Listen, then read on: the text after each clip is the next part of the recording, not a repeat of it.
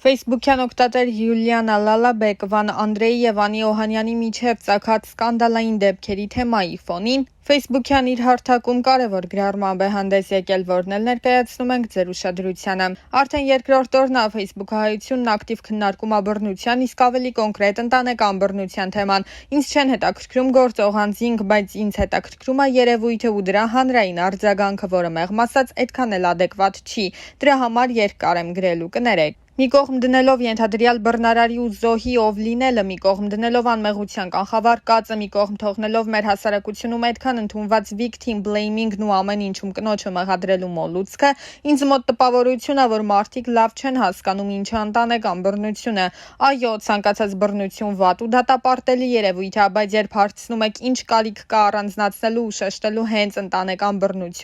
բռնությունը մնում է բռնություն, կամ երբ ասում եք թող դուրս գար գնար այդ հարաբերություններից, թող շուտ բողոքեր, թող չդիմանար, թող չլռեր, նշանակում է կամ շատ միամիտ եք ու աշխարհին վարդագույն ակնոցներով եք նայում, կամ պարզապես լավ մանիպուլյատոր եք եւ փորձում եք լղոզել սահմաններն ու հավասարության նշան դնել շատ ակնհայտ տարբեր երևույթների միջև։ Երբ քեզ վրա հարձակվում են փողոցում, դու կարող ես գոռալ, օգնություն կանչել, ոստիկանություն զանգել, ի վերջո փախչել տուն։ Երբ քեզ ծեծում են բակում, դու կարող ես ուղակի բակ դուրս չգալ ու թաքնվել տանը։ Երբ քեզ վրա բռնություն են գործադրում դպրոցում կամ համալսարանում, դու գիտես, որ մի քանի ժամից կհայտնվես ապահով տանը։ Բայց երբ քեզ վրա բռնանում են տանը, որը քո ամրոցն է, քո մշտական կեցության ու հանգստի վայրը, որտեղ դու պիտի լինես պաշտպանված ու ապահով, դա սարսափելի է։ Երբ քեզ ծեծում է այն մարդը, որը քեզ պիտի պաշտպանի ու սիրի, որի մոտ դու պիտի գնաս քո բոլոր խնդիրներով ու թուլություններով, դա ահավոր է։ Երբ այդ ամենի մեջ կա նաև երեխա, դա կրկնապատկում, եռապատկում է ողջ մղձավանջը։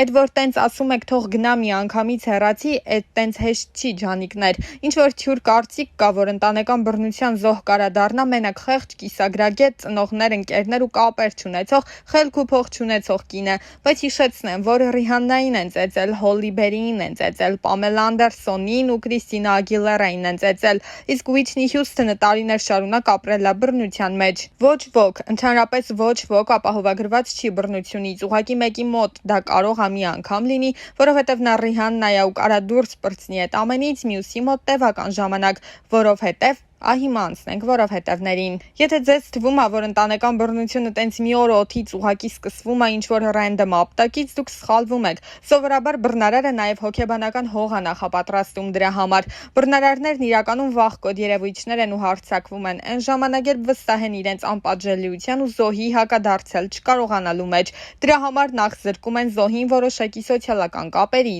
կտրում ընտանիքից, քիչ-քիչ հեռացնում ընկերներից, փորձում իրենցով փոխարինել ու սահմանափակել զոհի ողջ շփումը, որ զոհի մոտ տպավորություն ստեղծվի, թե այս աշխարհում ինքը ոչ մեկի պետք չի ու միակ հարազատ մարդը հենց այդ բռնարարն է։ Մյուս քայլը զոհին կախման մեջ դնելն է ֆինանսական, հոգեկան, չթողնել, որ աշխատի, ձեռքից խլել ֆինանսը, զրկել այլ ունեցվածքից, տուն, մեքենա, սպառնալ երեխային խլելով եւ այլն։ Հետո գալիս են գազլայթինգը, արժեզրկումը, զոհի մենթալ առողջության վրա ազդելը, որպեսզի զոհի ինքնագնահատականը հավասարեցվի հողին, որ նա սկսի կասկածել իր իսկ ադեկվատության վրա, որ չկարողանա սթափ ընկալել իրականությունը, որ հենց ինքն էլ սկսի հավատալ, որ մեղավորը նրա մեջ, որ ծեծվում է, որ ընդհանրապես միակ մեղավորը հենց ինքն է, որովհետև բավականաչափ լավը չի, արժանի չի սիրված լինելուն։ Ընդհանրապես թող գոհ լինի, որ իր կողքին տենց հիանալի մարդ կա։ Այդ ամենը նաև զուգորդվում է բռնարարի պարբերաբար լավը, առաջվա պես սիրող, ուշադիր, նվերներ անող ու նորմալ լինելու հետ, ու այդ էմոցիոնալ ճոճանակի պայմաններում զոհն էլ ավելի շուտ է կոտրվում,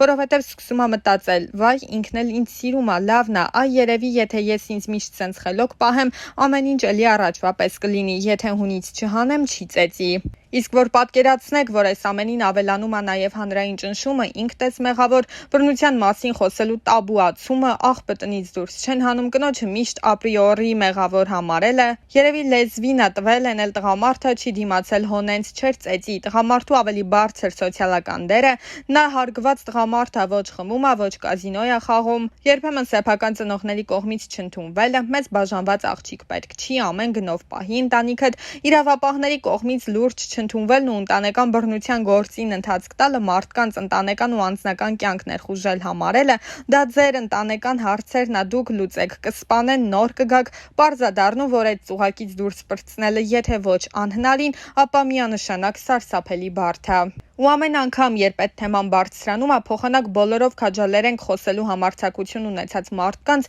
մենք մի հատ էլ ավելի ենք քարկոծում ու թաղում նրանց, որ հանկարծ կողքից ոչ մի այլ զոհ չփորձի նույն ճանապարհով գնալ ու խոսելու քաջություն ունենալ։ Ու հələ մի հատ էլ այդ ամենի հետ մեկտեղ ասում եք, թող միանգամից խոսեր, ոչ թե այսքան տարի անց։ Դուք, որ մի քանի տարի անց մի քիչ վերականգնված, իրան կտոր հավաքած, տրավմաները մի կերպ մոռացած, ինքն իր եսը մի քիչ վերադարձրած մարդուն եք սենց հոշոտում, բայց ամենի մեջ գտնվող թույլ փսիխիկայով հյուծված ու քանված խոցելի մարդուն ինչ եք անելու, վայրկյանական ու վերջնական ոչնչացնելու եք ձեր պարծավանքով, էլ ավելի խոր տրավմաներ եք հասցնելու ու հետ եք ուղարկելու բռնարարի գիրկը։ Դրա համար սենց նուրբ թեմաներով խոսելուց առաջ արժի մի հատ ինքներս մեզ հարց տանք։ Իսկ արդյոք ես բավականաչափ գիտելիք ունեմ նման թեմայով արտահայտվելու համար, իսկ արդյոք ես իմ այս կարծիքով ավելի չեմ վնասի որևէ մեկին, իսկ արդյոք իմ մի քանի րոպե ինձ խելացի համարելու ու որևէ հարցի շուրջ սենց վճռական ու ոչ կոմպետենտ կարծիք հայտնելու հաճույքն արժի, որ դրա պատճառով որևէ մեկը ցավ ապրի,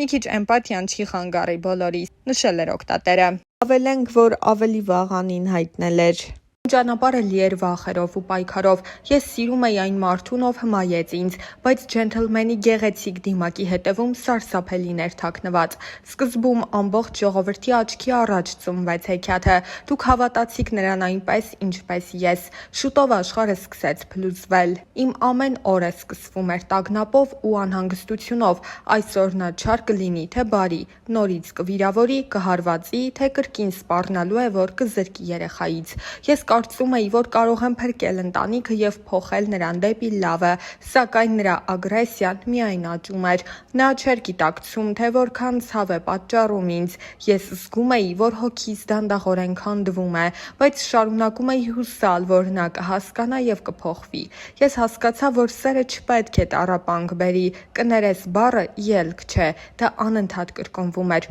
Այսօր ես համարձակվում եմ խոսել։ Այս ամբողջ ընթացքում ես ստիպված էի ժպտալ տեսախցիկների և մարդկանց առջև, ցուցադրել երջանկություն այն ժամանակ, երբ ոչ ոք չգիտեր, թե ինչ է կատարվում փակ դռների հետևում։ Այս գրառումը ոչ միայն աղաղակ հոգու, դա կոչ է բոլոր կանանց, ովքեր տառապում են ինձ նման, աղջիկներ, կանայք, մայրեր, դուք արժանի եք սիրո, որը բերում է լույս և ոչ թե խավար, նշել էր նա։